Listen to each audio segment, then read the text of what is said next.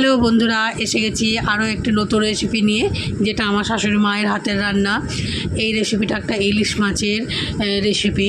খুব সাধারণভাবে উনি রান্না করেছিলেন, কিন্তু খেতে এত টেস্টি হয়েছিল তোমরা বিশ্বাসই করবে না।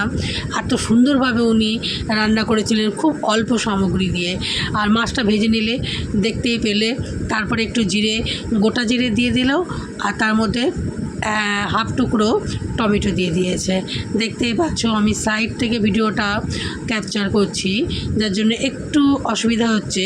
টমেটোটা জিরের সাথে খুব ভালো করে উনি ভেজে নিলেন। ভাজার পর একটু হলুদ আর একটু লবণ উনি স্বাদ মতো দিয়ে দিলেন।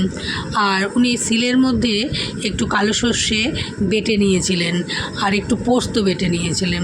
সেই কালো সর্ষেটাকে জলে গুলিয়ে ওই কালো সর্ষের জলটুকু ব্যবহার করেছেন, আর কালো যে খোসাটা ওটা উনি ফেলে দিয়েছেন। আর পোস্তটাও পুরো মিহি করে বেটে নিয়ে এর মধ্যে ব্যবহার করেছেন, যার জন্য এই ইলিশ মাছের রেসিপিটা খেতে এত টেস্টি হয়েছিল। দেখতেই পাচ্ছ উনি কীভাবে ছেঁকে নিয়েছেন। আর এরকমভাবে বেটে মশলা ব্যবহার করলে আমরা সবাই জানি সেই রেসিপির টেস্ট অনেক অনেক বেশি হয়।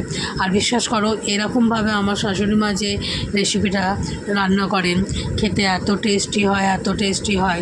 আমার শাশুড়ি মায়ের যে কোনো হাতের রান্নায় খুব সুন্দর হয় খেতে। উনি রান্নাতে এত এক্সপার্ট, তোমরা হয়তো আগেও আমি কিছু ভিডিও আপলোড করেছি ওনার হাতের, সেগুলো হয়তো দেখেছো, না দেখে থাকলে একবার দেখে নেবে। দেখতে যেমন সুন্দর হয়, খেতে ততটাই টেস্টি হয়। আর খুব অল্প সামগ্রী উনি এখানে ব্যবহার করেন, খুব বেশি কিছু ব্যবহার করেন না।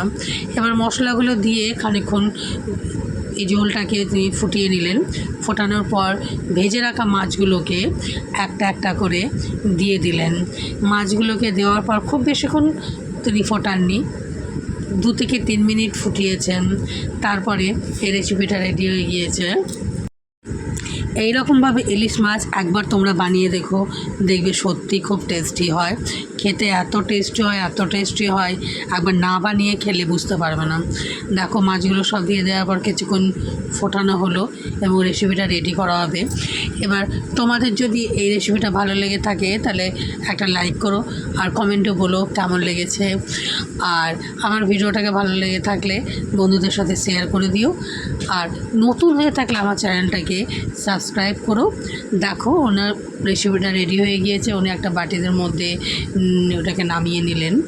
দেখতে যতটা ভালো লাগছে খেতে ততটাই টেস্টি হয়। আবারও দেখা হবে অন্য একটা রেসিপি নিয়ে। টাটা।